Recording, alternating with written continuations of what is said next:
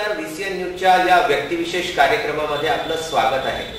व्यक्तिविशेष या कार्यक्रमामध्ये ज्यांनी समाजासाठी काही दिलेलं असतं, समाजासाठी जे जीवन जगतात, आपलं जीवन यापन करीत असताना मी माझं घर, माझा परिवार एवढंच दृश्य न बघता, स्वतःकडे न बघता, जीवनाचा वेगवेगळ्या दृष्टिकोनांनी समाजासाठी जे आपण देणं लागतो ते देणं सुद्धा देत असतात आणि स्वतःचं जीवन सुद्धा अतिशय आनंदात घालवित असतात. अशा व्यक्तींना आपण व्यक्तिविशेष या कार्यक्रमामध्ये नेहमी निमंत्रित करीत असतो. आज आपल्यासोबत आहेत द पॉवर ऑफ मीडिया फाउंडेशनचे राष्ट्रीय अध्यक्ष किशोर आबिटकर.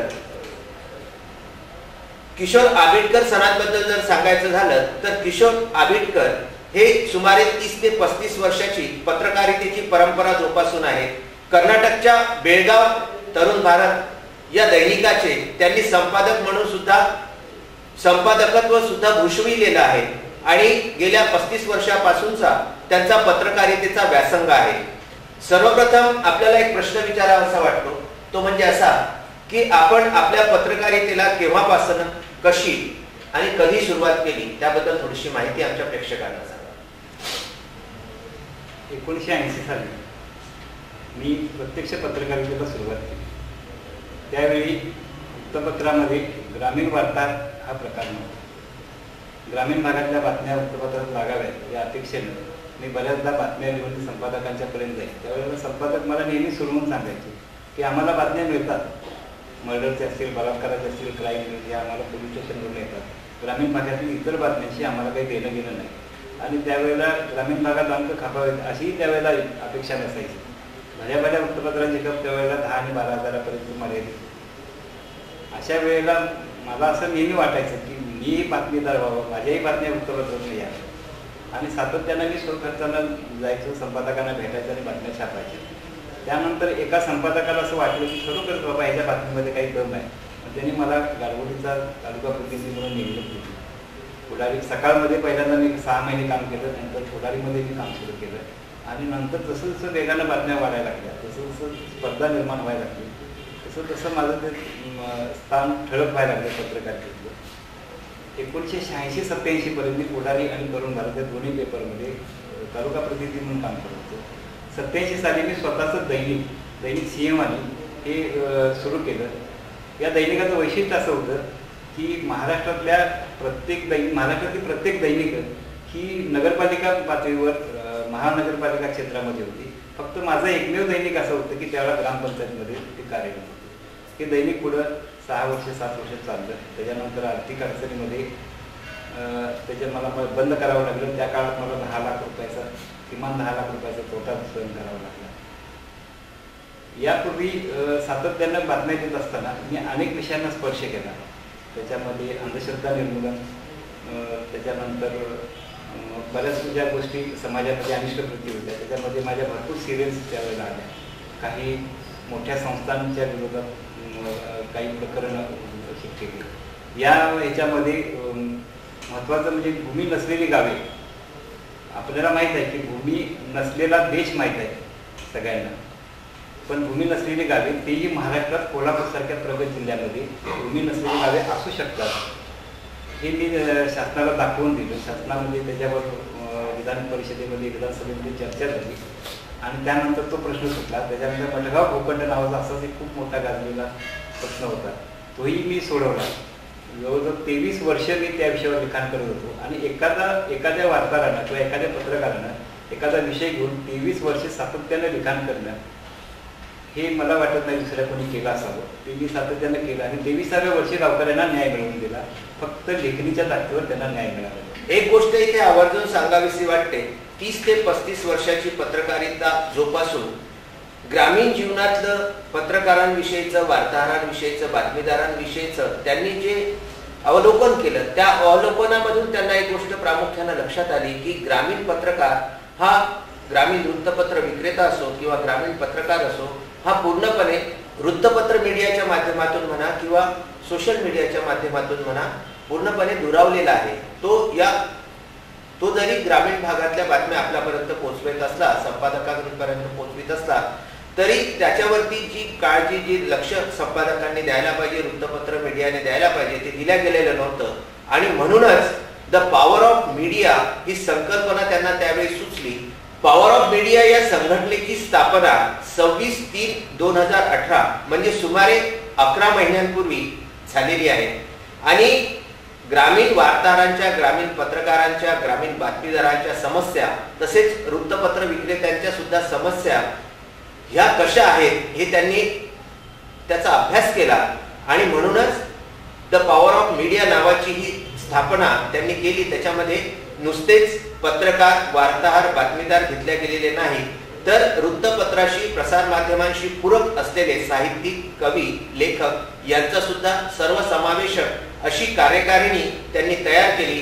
आणि पॉवर ऑफ मीडिया या पॉवरची त्यांनी बांधणी केली ती 26/3/2018 रोजी. तर याबद्दल आपण त्यांना एक प्रश्न विचारूया की पॉवर ऑफ मीडिया ही संकल्पना कशी आणि केव्हा सुचली? माझ्या पत्रकारितेच्या आयुष्यामध्ये, 36 वर्षाच्या आयुष्यामध्ये 25 वर्ष संपादक म्हणून काम केलं. संपादकाच्या खुर्चीवर बसल्यानंतर मला एक गोष्ट लक्षात यायची की इतर दैनिकांच्या पेक्षा आपल्याकडे बातमी वेगाने यायला पाहिजे, तालुक्यातली असू दे किंवा गावातली असू दे. तर ही बातमी ज्यावेळेला वेगाने यायला पाहिजे त्याच्या पाठीमागं काम करणारी जी व्यक्ती आहे ती तालुक्यातलं फील्डवर काम करणारा रिपोर्टर असतो. त्या रिपोर्टरला मग त्याचं घरचं काम बघायचं नाही किंवा तो आजारी आहे काय बघायचं नाही, त्यानं वेगानं ती बातमी पाठवायला पाहिजे. ही प्रत्येक, माझीच नाही तर प्रत्येक संपादकाची हीच अपेक्षा असते की बातमी घडल्या ती ऑफिसमध्ये यायला पाहिजे. हे करत असताना दैनिकाकडून किंवा त्या संबंधित इन्स्टिट्यूशनकडून त्या माणसाला काय दिलं जाते, काय किती रक्कम दिली जाते, किती पगार दिला जातो, या सगळ्या गोष्टी मी जवळून बघितल्या. मी काही लोकल रिपोर्टर म्हणून काम केलं. मग मला लक्षात यायचं की ग्रामीण भागातल्या वार्ताहरांची हालत एकदम अगदी दयनीय असते.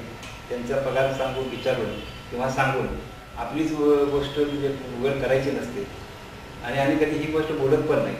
तर या लोकांचे प्रश्न कुठेतरी शासन दरबारी मांडला पाहिजे. मला त्यावेळेपासूनची खंत राहून होती. सातत्यानं आम्ही या बाबतीत सरकारशी बोललो. 2000 सालापासून त्या सातत्यानं चालूच आहे. पण तळागाळापर्यंत अगदी खालच्या पातळीपर्यंत पत्रकारितेच्या क्षेत्रात काम करणारे वार्ताहर असू देत किंवा पत्रकारितेतर कर्मचारी असू देत, इलेक्ट्रॉनिक मीडियामध्ये काम करणारे रिपोर्टर असू देत किंवा टीव्हीच्या स्क्रीनवर दिसणारा अँकर असू दे किंवा त्याच्या पाठी काम करणारा फोटोग्राफर असू दे, कॅमेरामॅन असू दे, या सगळ्यांचे प्रश्न एकच आहेत. आणि ते सोडवण्यासाठी आपण काय करू शकतो आणि सरकार आपल्याला कुठल्या पद्धतीने मदत करू शकते.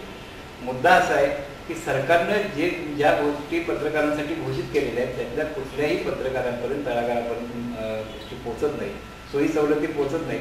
हा अनुभव असताना काही संघटना सरकारच्या पाठीमागे लागतात की पत्रकार सुरक्षा कायदा करावा, अमुक करावं, तमुक करावं, पण ते नेमकं कोणासाठी करावं हेच अजून ठरलेलं नाही. आणि म्हणून आमची सातत्यानं मागणी होती की या पत्रकारांना पहिल्यांदा तुम्ही ओळख द्या म्हणजे तुम्ही कुठं त्याची नोंद करा. या पद्धतीने काम करायसाठी अशी एक राज्यव्यापी संघटना असावी आणि राज्यातून ताकद निर्माण करावी आणि सगळे मिळून, ते कुठे गट आपण ठेवायचा नाही, गट ठेवायचा नाही, सगळे मिळून शासनाच्या समोर ज्यावेळेला आपण उभा राहू त्यावेळेला आपल्या निश्चित मागण्या मांडल्या जातील. हे लक्षात आल्यानंतर आम्ही 2018च्या फेब्रुवारीमध्ये एक बैठक घेतली. याच्यामध्ये ज्येष्ठ पत्रकार MD चव्हाण सर होते, संदीप बादल सर होते, अनिल कदम सर होते, आणखी 10-12 चांगले कार्यकर्ते सगळ्या महाराष्ट्रातून आले. आणि आम्ही असं बसून एक कराडच्या बैठकीमध्ये, साताऱ्याच्या बैठकीमध्ये हे ठरवलं की अशी संघटना आपण राज्यव्यापी करावी. आणि त्या पद्धतीने ती संघटना स्थापन झाली. स्थापन झालेल्या दिवसापासून संघटनेने जी गती घेतली ती अजूनही संघटना धावते आणि सगळ्यांच्या पुढे जाणार याचा मला विश्वास वाटतो. पॉवर ऑफ मीडिया या संघटनेची स्थापना 26/3/2018 रोजी झाली. आणि पॉवर ऑफ मीडिया या संघटनेने स्थापनेच्या दिवसापासून जी घोडदौड सुरू केली ती संपूर्ण महाराष्ट्रामध्येच नव्हे तर बेळगाव आणि मध्य प्रदेशातल्या आठनेरपर्यंत, भैसदेहीपर्यंत सुद्धा जाऊन पोहोचली. आणि अवघ्या वर्षभराच्या आतमध्ये पॉवर ऑफ मीडिया ही संघटना फक्त महाराष्ट्रव्यापी न राहता आज ती देशव्यापी होऊ पाहत आहे. आणि म्हणूनच किशोर आबिटकर हे पॉवर ऑफ मीडिया या संघटनेचे आता राष्ट्रीय अध्यक्ष झालेले आहेत. पत्रकारांसाठी त्यांची असलेली तळमळ आणि पॉवर ऑफ मीडिया संघटनेचं महाराष्ट्रातच नव्हे तर संपूर्ण देशभरामध्ये विणल्या जात असलेलं जाळं हे लक्षात घेता आणि पत्रकारांसाठी, त्यातल्या त्यात ग्रामीण पत्रकारांसाठी त्यांनी जी ही चळवळ सुरू केलेली आहे ती अतिशय वाखाणण्याजोगी आहे. त्यांच्या समस्या काय आहेत, मूलभूत त्यांनी हे सांगितलं आहे की अगदी कामगारांची सुद्धा एखादी संघटना असते आणि या शासनाने जो कार्य करतो, काम करतो, रोजंदारीने काम करतो, त्याला सुद्धा कामगार कायदा लागू केलेला आहे. परंतु पत्रकार, बातमीदार किंवा वार्ताहर हा या समाजातला असा उपेक्षित घटक राहिलेला आहे की त्याची अद्यापपर्यंत शासन दरबारी नोंदच नाही. आणि नोंद असली तर ती मुठभर मोजता येणाऱ्या अधिस्वीकृतीधारक पत्रकारांचीच नोंद फक्त शासकीय कार्यालयांमध्ये आपल्याला बघायला मिळते. ग्रामीण पत्रकारांच्या समस्या अधिक काय आहेत याबाबत आपण किशोर आबिटकर यांच्याकडून जाणून घेऊयात. की पत्रकार हा कधी एकत्र येत नाही, यापूर्वीचा असा अनुभव आहे संघटनांच्या मध्ये. कारण का, ते पत्रकाराला असं वाटत असतं की हे प्रश्न मीच सोडवू शकतो आणि हे एका अंशी खरंही आहे. आपणही त्या बऱ्याच गोष्टी तुम्ही सोडवल्यात, आम्ही सोडवलेल्या आहेत. सगळ्या संघटना असतील, शिक्षकांची असेल, वकिलांची असेल, डॉक्टरांची असेल, अगदी मंत्र्यांचं काम असेल किंवा आमदारांचं काम असेल, त्याच्या समस्या सोडवण्यासाठी पत्रकार रात्री धावून जातो. तो रात्र म्हणत नाही, दिवस म्हणत नाही, त्यासाठी तो नेहमी प्रयत्न करतो. पण पत्रकारांच्या संघटनेसाठी किंवा पत्रकारांच्या समस्या सोडवण्यासाठी आजवर कोण आलंय याची तुमच्याकडे काय नोंद आहे का? माझ्या मते एकही माणूस तुमच्याकडे आला नसेल की तुमची काय समस्या आहे ती सोडवतो. आपण मात्र सगळ्यांच्याकडे जातो. मग यासाठी आपण ही संघटना स्थापन करतोय की आपले प्रश्न आपण सोडवायचे. एक दिवस आपण आपल्यासाठी मेहनत लागूया की ते आपल्यासाठी सोडवायचे. बाकीचे 29 दिवस आपण जनतेच्या कामं करणारच आहोत. आता हे करत असताना तुम्ही म्हणाल नेमक्या समस्या ग्रामीण भागातल्या लोकांच्या काय आहे, तर जे पूर्णवेळ पत्रकारिता करतात तर त्यांना अगदी अपुरं मानधन मिळतं, त्यांना म्हणावं तसा मोबदला मिळत नाही. दुसरी गोष्ट, त्यांना सेवा शाश्वती नसते. कुठल्या वेळेला मीडियामधनं बाहेर जाऊन सांगतील संपादक किंवा जे मॅनेजमेंट असेल ते सांगता येत नाही. त्यांना कुठली सेवा शाश्वती नाही, त्यांना कुठला विम्याचा विषय नाही, त्यांना सेवानिवृत्ती नाही, कुठलीच गोष्ट त्यांच्यापर्यंत पोहोचत नाही. आणि ज्या वेळेला एखाद्या वृत्तामधनं काही गैरसमज निर्माण झाले आणि वार्ताहरावर जर हल्ला झाला तर त्याला वाचवायलाही कोणी येत नाही, तर संबंधित वृत्तपत्रही येत नाही. माझा असा अनुभव आहे, महाराष्ट्रातनं मी अनेक ठिकाणी बघितले की मोठ्या घटना घडल्या, त्या ठिकाणी त्या वृत्तपत्राच्या त्या टायटलचे लोक तिथं आलेले असत नाही. मग तिथं आपण सगळे पत्रकार मिळून जातो आणि मग आपल्याच ताकदीवर तो प्रश्न सोडवून नेतो. मग हे करायचं असेल तर मग पत्रकार हमी कायदा, पत्रकार सुरक्षा कायदा जे सरकार आज करायला लागले, तर ते नेमकं कुठल्या पत्रकारासाठी आहे हेच आपल्याला कळत नाही. ज्यावेळेला आपण पोलीस स्टेशनमध्ये FIR नोंद करायला जातो त्यावेळेला पहिला प्रश्न विचारतो की तुम्ही कुठे काम करता आणि नंतर तुमचं त्या मीडियाचं तुम्ही पत्र आमच्याकडे आणून द्या. आणि ते आपण देऊ शकत नाही त्यावेळेला, कारण ते दिले की बाकीच्या गोष्टी सुरू होतात. म्हणून तो जो कायदा आता यायला लागलाय तो पत्रकारांच्या दृष्टीनं कुचका नाही असं मला वाटते. एक प्रश्न आणखी आहे की पत्रकार कोणाला म्हणावं, हे शासनाने ध्येय धोरण जे ठरविलेलं आहे की जो पत्रकार किंवा जो वार्ताहर हा अधिस्वीकृती कार्ड घेतो, अधिस्वीकृतीचं ओळखपत्र शासनाकडून मागणी करतो आणि त्याला ते मिळतं, त्यालाच फक्त शासनाने अधिस्वीकृती पत्रकार म्हणून घोषित केलेलं आहे.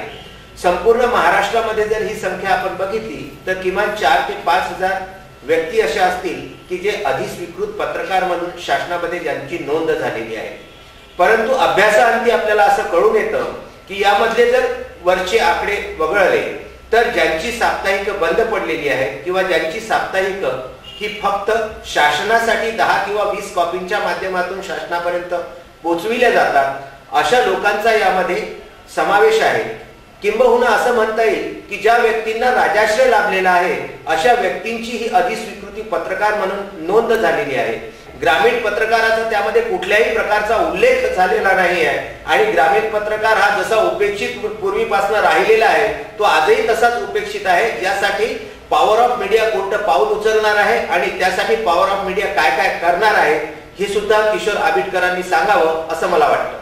मी 1988 ते 1994 पर्यंत माझ्या दैनिकाचं मला अधिस्वीकृती पत्र होतं. त्याच्यानंतर ते दैनिक बंद झालं, ते अधिस्वीकृती पत्र बंद झालं. पण गंमत अशी आहे की एकदा साप्ताहिक रजिस्टर झालं की त्याची अधिस्वीकृती ही कायमची ठरली. साप्ताहिकांच्या विरोधात नाही, साप्ताहिकाची चालणारे चांगलं काम करणारे साप्ताहिक आहेत, त्यांना आपला नेहमी सपोर्ट राहणार. पण फक्त अधिस्वीकृतीसाठी साप्ताहिक काढणं असा एक ट्रेंड बऱ्याच गेल्या 2-4 वर्षापासून 5-6 वर्षापासून सुरू आहे. फील्डवर काम करणारे, तुम्ही म्हणता ग्रामीण भागातच नाही तर शहरातल्या पत्रकारांनाही जाऊन विचारा की त्यांना अधिस्वीकृती मिळत नाही आहे, त्यांना सेवा हमीचा लाभ मिळत नाही आहे, त्यांना जे आयोगाने पगार नियमित केलेले आहेत तेही मिळत नाही आहे. आमचा एकच मुद्दा आहे की अधिस्वीकृतीचे सध्याचे जे नियम आहेत, गेले 5-6 वर्षी मागणी लावून झालेली आहे की या नियमामध्ये तुम्ही शिथिलता आणा. जे काम फील्डवर काम करणारे लोक आहेत त्यांच्या समस्या जाणून घ्या, त्यांना कुठल्या पद्धतीनं अधिस्वीकृती देता येईल, त्यांना काम हे करता येईल या पद्धतीनं शासनाला त्याचा प्रयत्न करावे.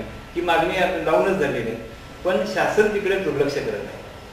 जे खरोखर फील्डवर काम करणारे पत्रकार आहेत, जे खरोखर प्रश्न उचलणारे पत्रकार आहेत, त्यांना फिरावं लागतं, ज्यांच्या जीवावर दैनिक निघतात आणि चॅनल चालतात, अशा पत्रकारांना अधिस्वीकृती मिळत नाही हे दुर्दैव आहे. आणि ज्यांचं काहीच काम नसतं, एखादा अंक निघतो नाही निघतो, अशांनाही अधिस्वीकृती मिळते.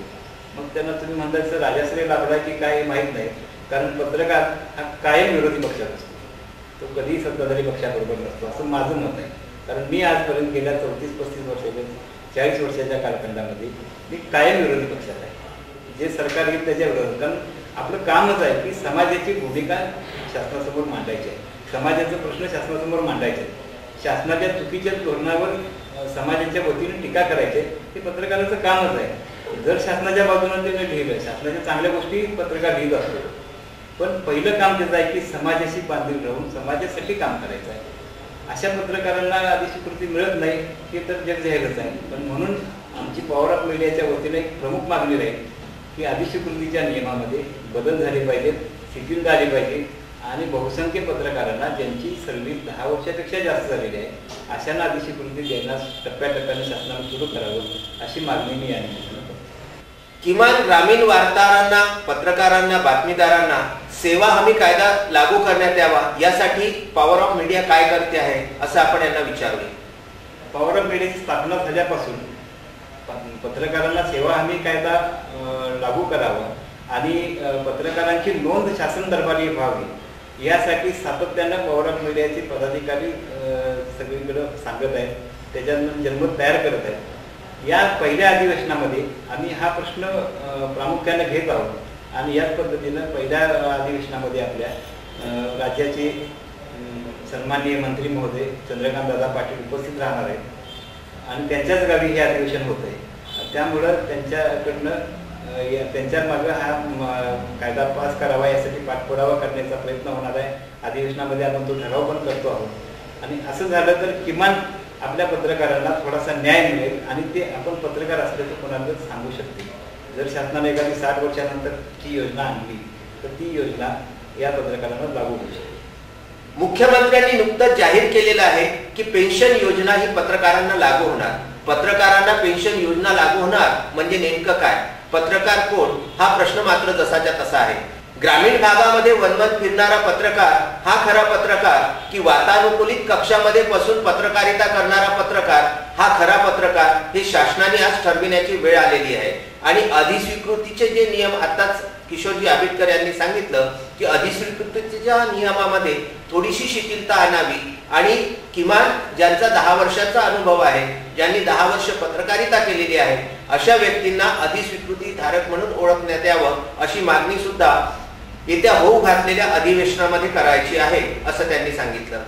सर, मला एक गोष्ट सांगा की पॉवर ऑफ मीडियाचं जे प्रथम अधिवेशन आपण सांगता आहात की पॉवर ऑफ मीडियाचं प्रथम अधिवेशन होऊ घातलेलं आहे, तर हे नेमकं कुठे होऊ घातलेलं आहे आणि त्याची पार्श्वभूमी काय आहे आणि कुठे होणार आहे, कसं होणार आहे आणि केव्हा होणार आहे? पुढील महिन्यामध्ये कोल्हापूर जिल्ह्यातील गारगोटी या गावामध्ये हे अधिवेशन होते. या गावाचं एक वैशिष्ट्य असं आहे की या गावामध्ये एक आंतरराष्ट्रीय कीर्तीची शैक्षणिक संस्था आहे. या संस्थेमध्ये हे अधिवेशन व्हावं अशी आमची इच्छा आहे. आणखी विशेष म्हणजे महाराष्ट्राचे मंत्री चंद्रकांत दादा पाटील यांचं घरी याच गावामध्ये आहे, याच ठिकाणी ते राहतात. या अधिवेशनात संघटनेला 1 वर्ष पूर्ण होत असताना संघटनेच्या झालेल्या सर्व कार्याचा आढावा घेणे, पुढील वाटचाल ठरवणे आणि महत्त्वाचं म्हणजे याच्यामध्ये जे ठराव करायचे आहेत ते ठराव शासन दरबारी लावून धरणे, या 3 गोष्टी प्रामुख्याने या अधिवेशनामध्ये होतील. संपूर्ण महाराष्ट्रातल्याच नव्हे तर देशभरातल्या वृत्तपत्र प्रतिनिधींना एकत्र करून, बातमीदारांना एकत्र करून आणि वृत्तपत्र किंवा प्रसार माध्यमांशी पूरक असलेल्या सर्व व्यक्तींना एकत्र करून आणण्याचं, संघटन करण्याचं राष्ट्रीय काम किशोरजी आबिटकर यांनी हाती घेतलेलं आहे. असं म्हणतात की एका यशस्वी व्यक्तींच्या मागे एक यशस्वी स्त्री उभी असते.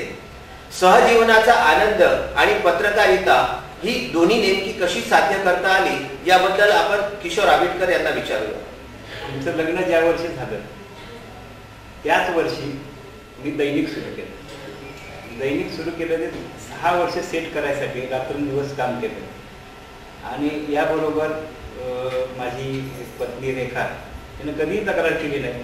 सातत्यानं ती माझ्याबरोबर काम करत राहिली आणि 6 वर्ष झाल्यानंतर दैनिक बंद पडलं. प्रचंड आर्थिक नुकसान झालं. जवळजवळ 10 लाख त्या काळात 10 लाख रुपयाचं आर्थिक नुकसान झालं. त्यामुळे आर्थिक ओढाताण झाली. माझ्या मुलींनी प्रचंड सहकार्य केलं याच्यामध्ये, अजूनही करतायत. मला 3 मुलीच आहेत. 3ही मुली चांगल्या शिकलेल्या आहेत आणि या 3ही मुलींनी जबरदस्त सहकार्य केलेलं आहे. पत्नीचं सहकार्य तर अजून आहेच. ती सामाजिक क्षेत्रात काम करते. सध्या ती कोल्हापूर जिल्हा भाजपची उपाध्यक्ष आहे. त्यांचं काम सुरू असतं. त्यांच्या राजकीय भानगडीत आपण पडत नाही. आमच्या पत्रकारितेमध्ये ते कधी लक्ष देत नाही आणि घरची आघाडी जी आहे ती पूर्णपणे मुली आणि बायको सांभाळत असल्यामुळे मी पूर्णपणे या क्षेत्रामध्ये काम करायला पुढे आहे. की अवघ्या काही दिवसांवर येऊ घातलेलं हे अधिवेशन संघटनेच्या माध्यमातून, कारण संघटना पत्रकारांसाठी कार्य करणाऱ्या अनेक संघटना महाराष्ट्रातच नव्हे तर देशभरामध्ये वेगवेगळ्या नावाने प्रचलित आहेत.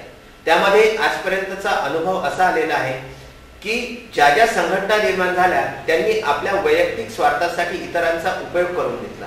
मात्र पॉवर ऑफ मीडियामध्ये ही गोष्ट कितपत आहे किंवा नाही हे पण आपण किशोरजी आबिटकरांना जाता जाता विचारूया. पॉवर ऑफ मीडियाची स्थापना 1 वर्षापूर्वी केली असली तरी मी अनेक वर्षापासून पत्रकार संघटन करायचा प्रयत्न करतोय. काही संघटनांच्या मधून आपल्याला अनुभवही आलेला आहे. पत्रकारांची संघटना उभी करायची, आपले फोटो सेशन करायचं एवढ्या पुरत्या पत्रकारांच्या संघटना मर्यादित आहेत. मग पत्रकार दिनाला फळांचं वाटप करायचं, आणखी काही लोकांना सहकार्य करायचं, हे सगळीकडेच चालू आहे. पण माझं बेसिक तत्वज्ञान असं आहे की पत्रकारांनी पत्रकार संघटनेमध्ये आपल्याच लोकांना मदत करावी. आपण मगाशी सांगितल्याप्रमाणे महिन्यातला 1 दिवस आपल्यासाठी काढूया, 29 दिवस आपण बाकीच्यांचं काम करतोच आहोत. म्हणून पॉवर ऑफ मीडियामध्ये पूर्णपणे प्रेरित होऊन लोक कामाला लागलेले आहेत. म्हणून तर इतक्या वेगानं त्याला गती यायला लागतो. आणि अशा कुठल्याही प्रकारे स्वतःसाठी काम करणारे कोणी नाही, सगळे संघटनेसाठी आणि पत्रकारांसाठी काम करत आहेत. त्यामुळे पॉवर ऑफ मीडिया म्हणून वाढते. आपल्याला लक्षात येईलच पुढच्या भविष्याच्या काळामध्ये की पॉवर ऑफ मीडिया कोणत्या पद्धतीने निघाली. येथे एक गोष्ट नमूद करावीशी वाटते की भारतीय स्वातंत्र्याला सुमारे 71 वर्ष उलटून गेल्यानंतर सुद्धा आज 6 जानेवारी हा जो दिवस आहे हा आचार्य बाळशास्त्री जांभेकरांचा जन्मदिवस आहे. त्याच दिवशी मुंबईमध्ये त्यांनी दर्पण नावाचं पहिलं दैनिक सुरू केलं आणि आजपर्यंत 6 जानेवारी हा पत्रकार दिन म्हणून आपण सर्व पत्रकार पाळत आलो आहोत. मात्र यामध्ये गंमत अशी आहे की अजूनही अद्यापही आजच्या तारखेपर्यंत शासन दरबारी या पत्रकार दिनाची नोंदच नाही. पत्रकार हा समाजासाठी जगत असतो. पत्रकार हा समाजाचा आरसा आहे. पत्रकार हा या लोकशाहीचा 4था आधारस्तंभ आहे. मात्र या पत्रकार दिनाची शासनाच्या दरबारी अद्यापही नोंद नाही. यासाठी किशोर आबिटकर यांनी कोल्हापूरवरून जी चळवळ सुरू केली ती संपूर्ण महाराष्ट्रामध्ये झपाट्यानं फैलली आणि मुख्यमंत्री कार्यालयाकडनं त्यांना एक पत्र प्राप्त झालं. त्यामध्ये असं मांडलेलं आहे की आपण केलेली मागणी ही योग्य आहे आणि 6 जानेवारी हा पत्रकार दिवस शासनाच्या दरबारी अवघ्या काही दिवसात नोंदविला जाईल. यासाठी त्यांनी जी चळवळ कोल्हापूर येथून राबविली आणि संपूर्ण महाराष्ट्रामध्ये राबविली त्याबद्दल त्यांनी आपल्याला सांगावं. पहिला स्तंभ आहे तो एक जनता आहे, एक संसद आहे, न्याय व्यवस्था आहे, शासन आहे, बऱ्याचशा गोष्टी आहेत. त्या 3 स्तंभामध्ये त्या विभागलेल्या आहेत. आणि 4था स्तंभ पत्रकार म्हणून संबोधला जातो. याची नोंद कुठेही नाही.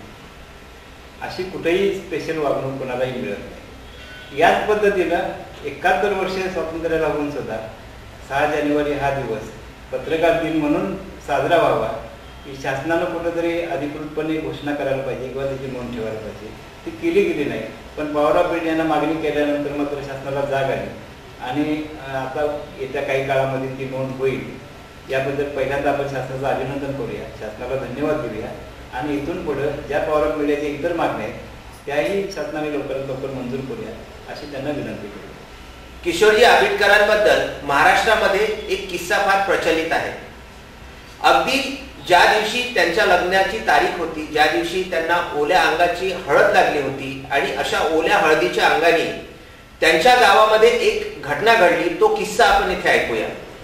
27 डिसेंबर 1988चा दिवस आहे तो.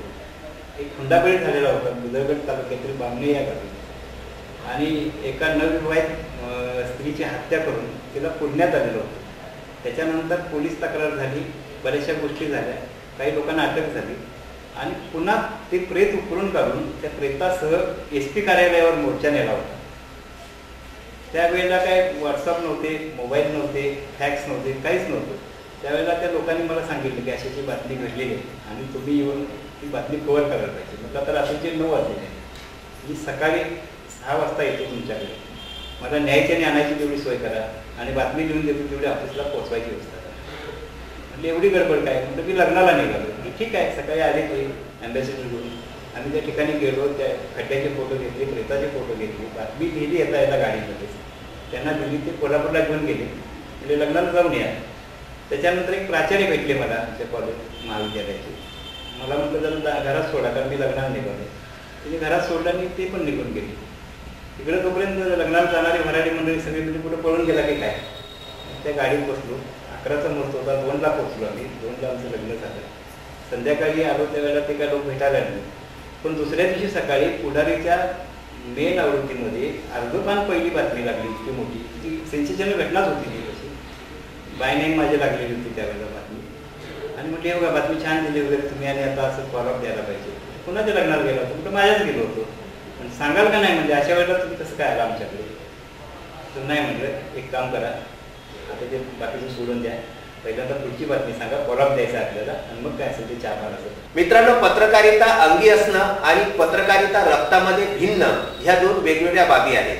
पत्रकार हा समाजाचा आरसा असतो, पत्रकार हा सदैव समाजासाठी जगत असतो. किशोरजी आबिटकर यांना आपण त्यांच्या पुढील आयुष्याच्या वाटचालीसाठी शुभेच्छा देऊया. आणि पॉवर ऑफ मीडियाच्या माध्यमातून त्यांनी जे पवित्र कार्य हाती घेतलेलं आहे, या महाराष्ट्रातलाच नव्हे तर संपूर्ण देशातला पत्रकार, बातमीदार, वार्ताहर, कवी, वृत्तपत्र लेखक हा त्यांच्या पाठीशी ठामपणे उभा राहील अशी अपेक्षा करूया. धन्यवाद.